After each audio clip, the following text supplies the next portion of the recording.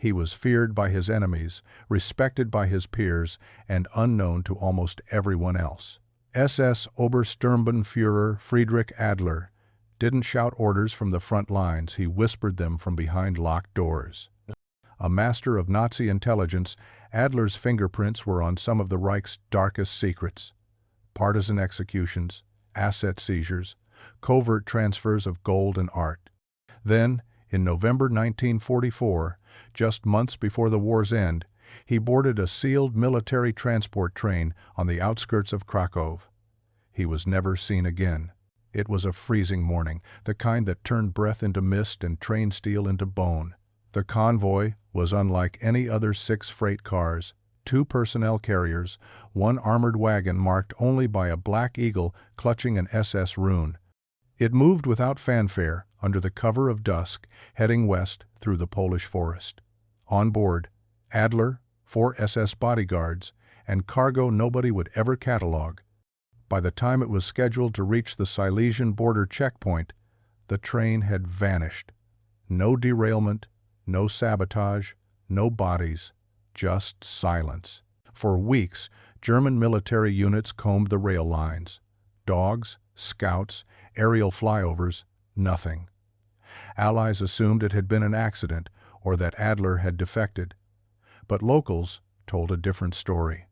Deep in the forest, people whispered of the night the air hummed and the earth vibrated, of a light that passed through trees without a sound, then gone, as if the forest had swallowed the train whole. In the years that followed, Adler's name became a myth. Some said he'd escaped to Argentina. Others claimed he'd stolen Reich gold and buried it in the woods before disappearing into Soviet hands. But the truth was simpler and more chilling. A high-ranking SS officer boarded a train loaded with secrets, and the world never heard from him again.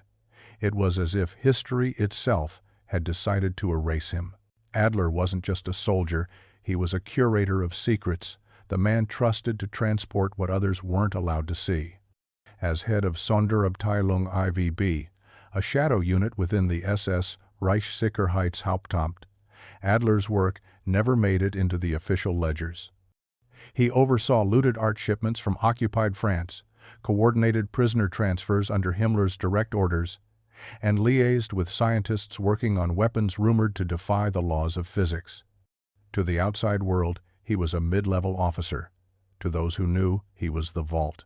The train he boarded in 1944 wasn't just a relocation, it was an extraction. Allied forces were closing in, Soviet tanks already chewing through the Eastern Front. Berlin was desperate to move anything valuable west: documents, gold, priceless paintings stripped from Jewish collections. But rumors swirled that Adler's train carried something more, something never meant to reach Allied hands. Some said he had the names of SS officers embedded in the Vatican. Others believed he carried detailed maps of hidden caches across Bavaria, meant for a post-war Reich in exile. One theory, dismissed at the time as absurd, claimed Adler had been transporting pieces of Die Glocke, the bell, a top-secret Nazi project that allegedly fused advanced physics with the occult. Another, perhaps more grounded in history, pointed to Adler's known contact with the Deutsche Ahnenerbe, an SS research branch obsessed with ancient relics and esoteric knowledge. There were too many secrets, too many theories, and only one known fact: Adler vanished with all of it. Was it an accident? A sabotage by partisans? A betrayal from within? Or did Adler make himself disappear, bury the past, and vanish with it before the Reich collapsed? Whatever the answer, his disappearance wasn't just a logistical failure, it was a void, one that intelligence agencies, treasure hunters, and conspiracy theorists would try to fill for the next 80 years.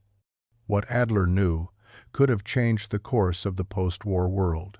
But with no body, no train, and no trace, the secrets died in the silence of the forest. Until now. The first reports reached Berlin within 72 hours. The train, designated Sondertransport 77B, had failed to arrive at the Görlitz checkpoint along the Silesian rail line. No communiques. No mechanical alerts, just silence. At first, Officers assumed a delay, snow, sabotage, a logistical oversight, but by the fourth day, panic took root. SS High Command quietly dispatched Wehrmacht reconnaissance teams, ordering the search be classified at the highest level.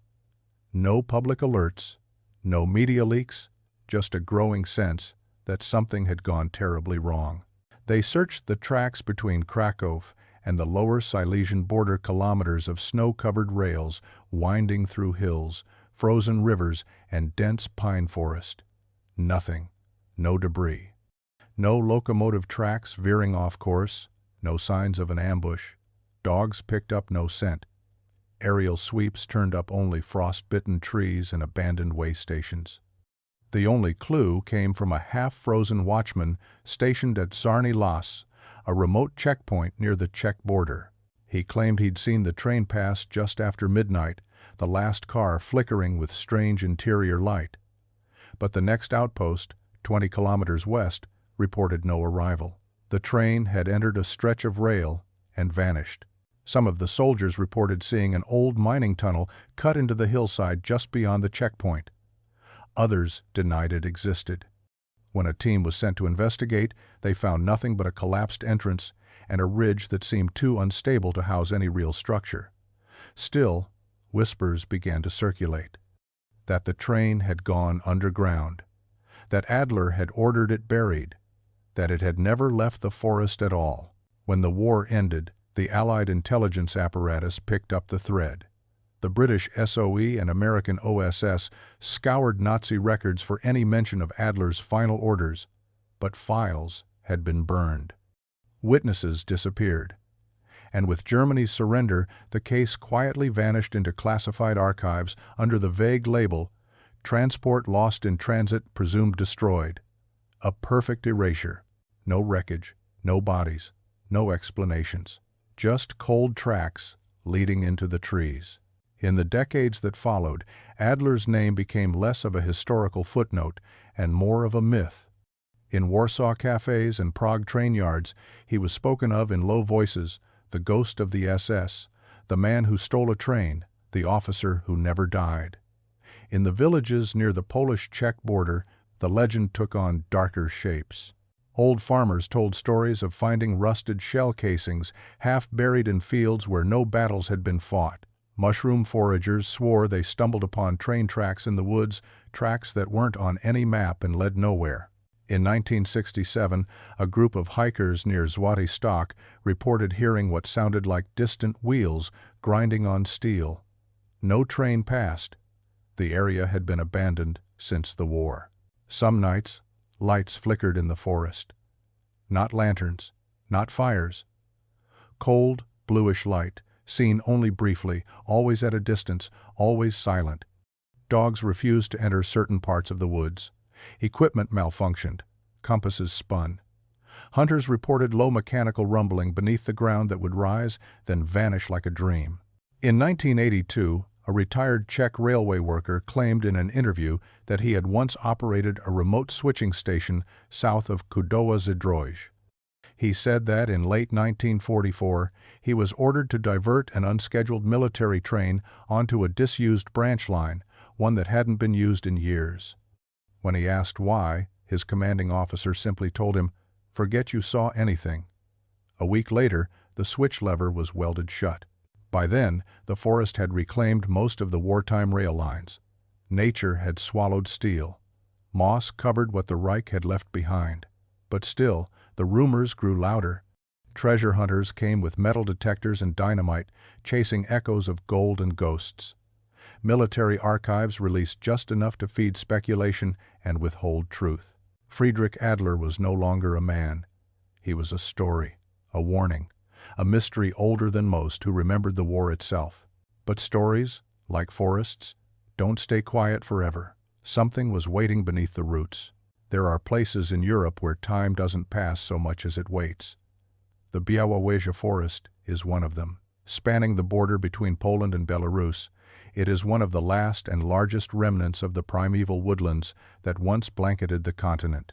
For centuries, kings hunted here. Emperors surveyed its silence. and during the war, the Nazis buried secrets beneath its ancient canopy. It is a forest that breathes like a living thing. Towering oaks and hornbeams lean over trails worn by centuries, their roots like twisted veins feeding into the soil. The forest is a place of myths, home to Wyzant and wolves, yes, but also to rumors. Stories whispered from father to son about things best left undisturbed, especially during the Cold War. In the 1,950 seconds, Soviet patrols sealed parts of the Białowieża interior. The official reason: conservation. The unofficial one: nobody could explain the strange subsurface readings detected by early seismic instruments. Polish defectors later claimed the Red Army was hunting for something the Germans left behind: an installation, a vault, a rail line to nowhere. But the forest, dense and almost trackless in places, refused to yield its secrets. Satellite images from the 1,970 seconds showed anomalies, perfect rectangles where no clearing should exist, linear depressions, invisible at ground level. American analysts marked them, but never investigated. Border tensions between East and West kept most of the forest off limits, even to its own citizens. Locals knew better than to wander too far in. There were spots where birds stopped singing, where compasses faltered, where it felt as if you were being watched. Hunters avoided them, so did soldiers. The forest had swallowed many things: bones, bullets, whispers. But above all, it had swallowed memory. And for 80 years, it had kept its silence. It was supposed to be a routine mapping flight. On a humid afternoon in July 2024, a forestry team from the Polish Institute of Ecology launched a drone to monitor wildlife migration through the central zone of Białowieża. Nothing unusual, just a scan for heat signatures, animal trails, canopy gaps. But then the drone's thermal camera caught something strange. Beneath a dense stretch of pine and oak, at the edge of a shallow sinkhole, was a long, narrow heat imprint. Not natural, too linear. Roughly 24 meters in length, half buried beneath moss and soil. At first, they assumed an old fuel tank, maybe a forgotten storage depot. But the outline was unmistakable: riveted metal, warped but intact, something man-made, and long dead. The team marked the coordinates and sent in a small ground crew 2 days later. They expected rusted debris. What they found was different. A collapsed birch had pulled up part of the soil, exposing a corroded metal plate. Beneath the roots, painted black, pitted by time, was the faint outline of an eagle. Not just any eagle, the Reichsadler, the emblem of Nazi Germany. They cleared the brush slowly, carefully. A curved roof emerged. Rivets. Windows shattered but still framed in steel. A train car. Not a passenger car. Not commercial. Something heavier. Reinforced. Sunken into the earth as if pressed down by time itself. No tracks nearby. No rail bed. Just trees and silence. They radioed it in, expecting the military to brush it off. Instead, the site was sealed by dusk. Within 48 hours, armed guards patrolled the perimeter. The Forestry Institute was told to halt all operations, pending safety assessment. Broccasy, but someone inside had taken photographs. And within days, those photos were leaked first to obscure history forums, then to international media. One image showed the emblem clearly. Another, a barely legible number stenciled near the door: 77B. A train that shouldn't exist. A number that hadn't been spoken in 80 years. Friedrich Adler's ghost had just resurfaced, sealed in steel and waiting under the trees. It sat in silence, swallowed by soil and secrecy. The rail car unearthed from the Białowieża forest was unlike any found on surviving records of Wehrmacht or Deutsche Reichsbahn logistics. Heavily armored, steel-plated windows, no visible entry from the outside. Not a transport, this was containment. A vault on wheels. Its sides bore the blackened outline of the SS Totenkopf and the number 77B, seared beneath decades of corrosion. Just below the sealed hatch, etched in flaking Gothic script, Nur der Tod öffnet die Tür, only death opens the door. Explosives were considered, then dismissed. Too unstable. Instead, the military brought in a mobile lab, forensic specialists, and a cold-cutting plasma torch. It took nearly 4 hours to breach the primary seal. The metal screamed as it gave way, exhaling 80 years of silence and rot. Inside, the air was dry, preserved. The temperature shock triggered sensors. The interior had its own containment field, now long inert. The interior was smaller than expected, lined with lead shielding and reinforced beams. Not storage, not transit, a chamber. Along the left wall, a locked cabinet had burst open from corrosion, spilling decayed folders, brittle maps, and stacks of documents bearing SS archive stamps. Many were unreadable. Others had been deliberately scorched. Toward the rear, slumped against the reinforced steel, sat a skeleton, black SS uniform. Officer's cap half rotted into the collar. His left hand rested on the floor. His right still gripped a Luger. One bullet in the chamber, not fired. On the opposite wall, a steel attaché case, unopened. A leather-bound journal sat beneath it, pages fused by time. Symbols marked the cover, not letters, not numbers. Ciphered script, handwritten. But that wasn't all. Near the rear bulkhead, behind a false panel, searchers uncovered a smaller containment box, tungsten-lined and bolted to the floor. Inside, wrapped in silk and sealed with wax, was a blackened shard of metal unlike anything catalogued. It radiated no heat, no energy, but none of the instruments would work near it. Batteries drained. Sensors froze. One technician fainted within seconds of contact. The box was resealed immediately. No one could explain what it was. But everyone agreed on one thing. Whatever this was, Adler had gone to his grave, protecting it. The tests took weeks. Cross-referenced dental records, mitochondrial DNA, a decades-old fingerprint match from classified SS personnel files. But the conclusion was certain. The skeleton recovered from the sealed car was Friedrich Adler.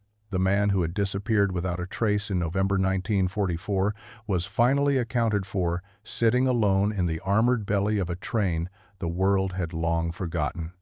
His uniform bore the insignia of a full SS Obersturmbannführer, a ward still pinned to the fabric, an iron cross, a Totenkopf cuff title, a dried smear of blood on his left boot, though no wounds were found. There were no signs of struggle, no broken bones, no bullet holes. The Luger in his hand was still cocked round, chambered, safety on. The forensic team ruled out suicide. No evidence of trauma, no poison. It was as if he had simply stopped, sat down in that car, and never got up. Next to his body sat a leather attaché case, locked, sealed, pristine. The contents would later be classified by the Polish government under highest-level security protocol. But rumors leaked. Sketches. Names. Coordinates. A ledger listing items marked as culturally significant and others marked nicht identifizieren. Not identifiable. More puzzling was the journal. Over 200 pages written in Adler's hand, filled edge to edge with coded text, symbols, and increasingly erratic entries. Early pages spoke of transport orders, Red Army movements, a planned rendezvous with a detachment outside Görlitz. Then, the tone changed. Mentions of pressure from Berlin to move the object, notes about sleepless nights, about the air growing heavier. By the last entries, the handwriting spiraled into near mania. The object sees, he wrote. It does not forget, it waits. The final page read simply, "We buried it in the forest, but it was already home." What exactly Adler was referring to remains unknown. The journal now sits in an undisclosed facility under joint Polish-EU custody. The sealed box, if it was moved at all, is not confirmed to be in any museum or military archive. One man, one sealed car, no escape attempt, no trace of the other guards, Friedrich Adler died exactly where history lost him, alone, watching something he may have never understood, guarding something no one was supposed to find. Until now. It took a joint task force of Polish, German, and Czech linguists over 3 months to decrypt the journal. Adler's writing was layered in classical ciphers, vigenère, transposition grids, and obscure occult symbology borrowed from Ahnenerbe archives. But when the final translation was complete, what emerged was not a simple logbook. It was a confession, a warning. The early pages were clinical.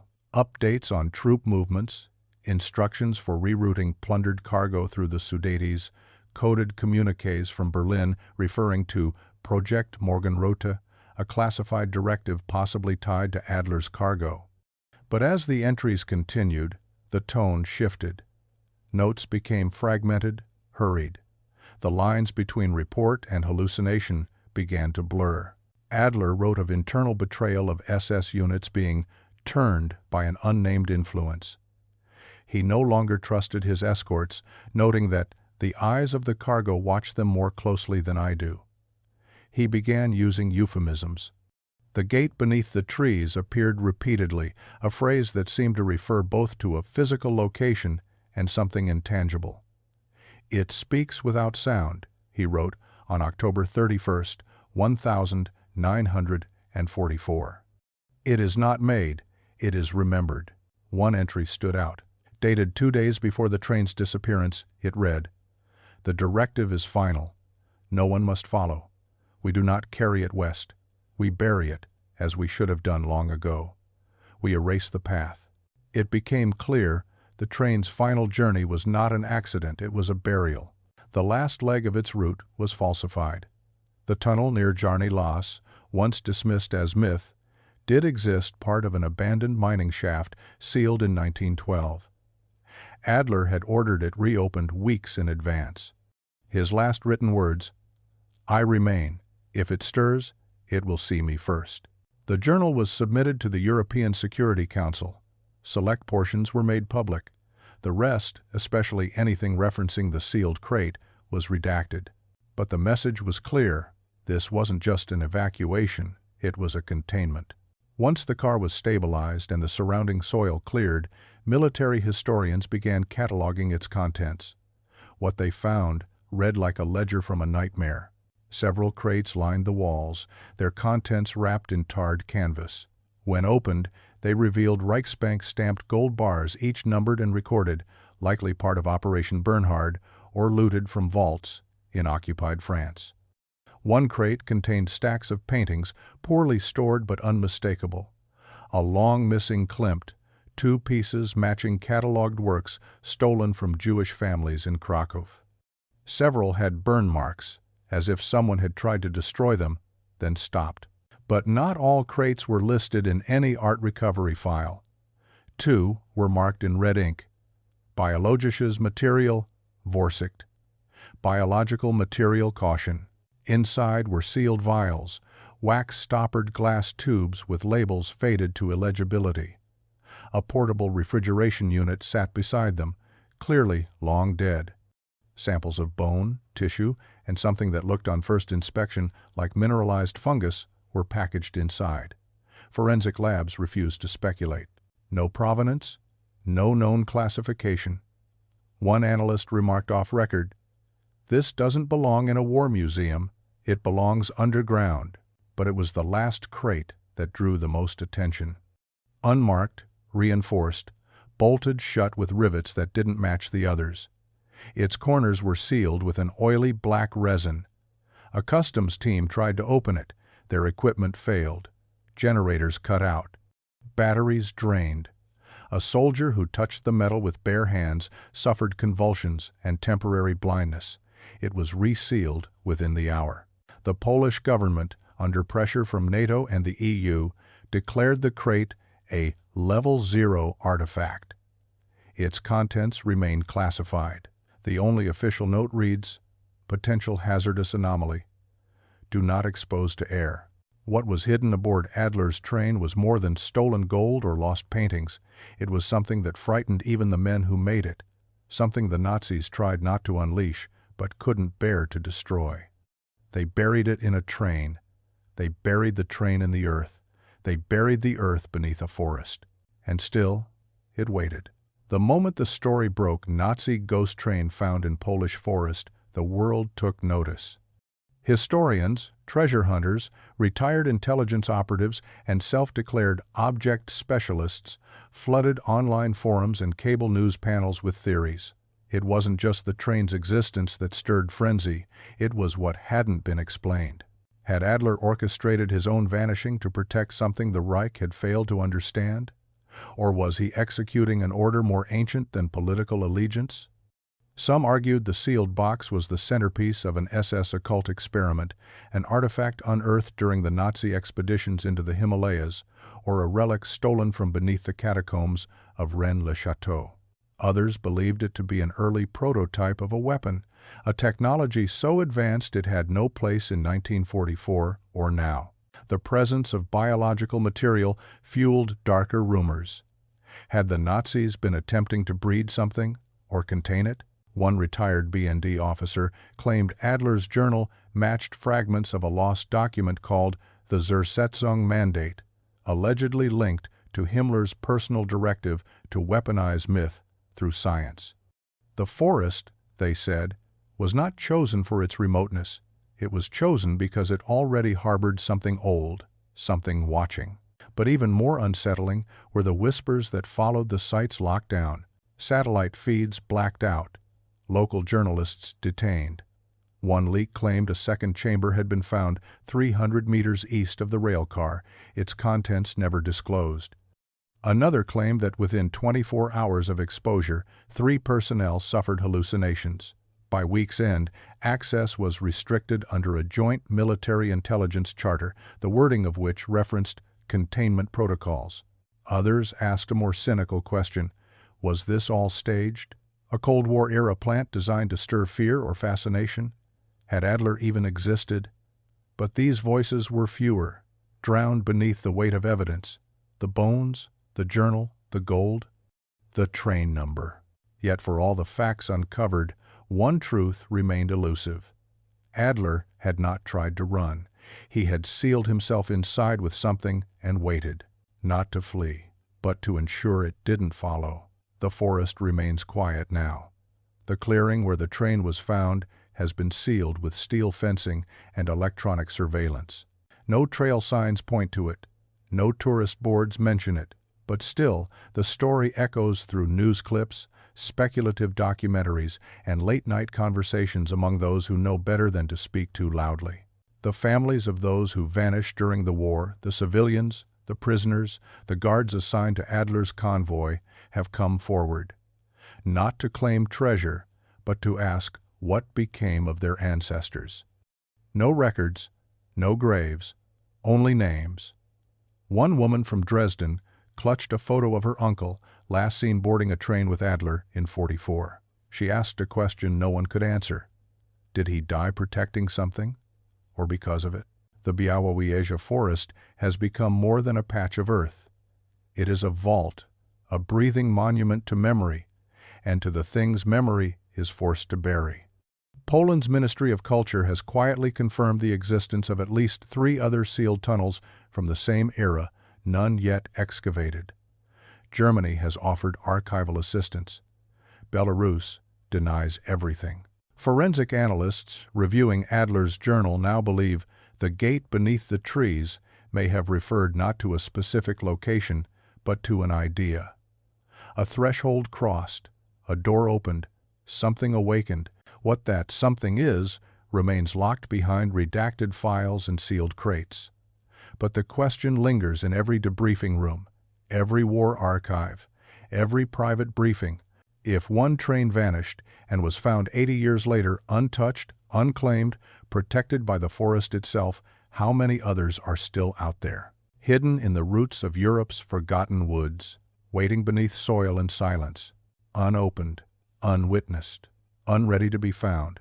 This story was intense, but this story on the right-hand side is even more insane.